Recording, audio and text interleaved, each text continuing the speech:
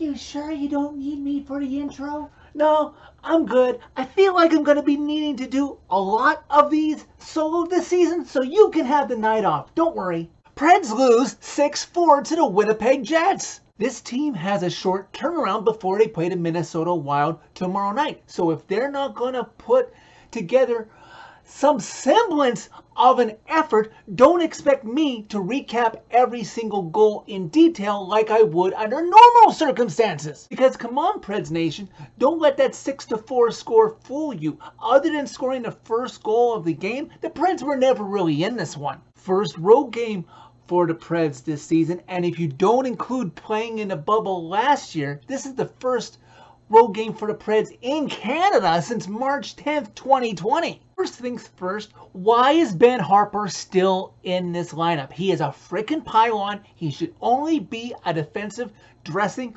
option when they're absolutely desperate and they only have bottom-dwelling AHL call-ups to fill in injuries. He should not be in the lineup. His undisciplined play tonight led to 2 Jets goals, one that was on the power play when he was in the box and one when he just came out of the box, so it was still a penalty and a man advantage for the Jets that he caused, and he was a -2 on the score sheet. And as bad as Harpur was, we've come to expect that from him, haven't we? But what was with that top line of Johansson, Forsberg, and Duchesne? Those 3 combined for a -5 and 0 points. Guys, you're being paid a combined $24 million.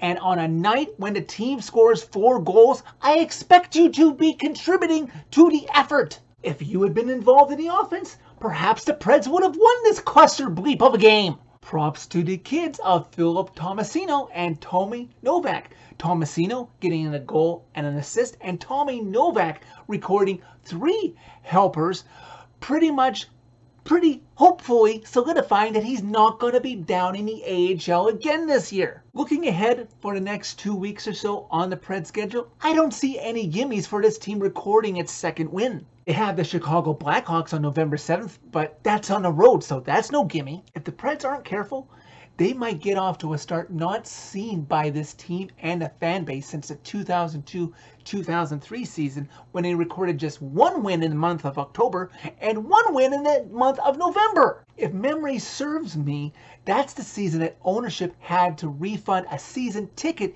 increase based on a promise of making the playoffs that wasn't fulfilled. Sure, they were a year off, but that's besides the point. Continue to play like that this year, guys, and then maybe we'll see how loyal this fan base truly is after years of joy and years of winning, if this team finally shows and maybe admits to the fan base that it's actually in a rebuild, not a competitive rebuild.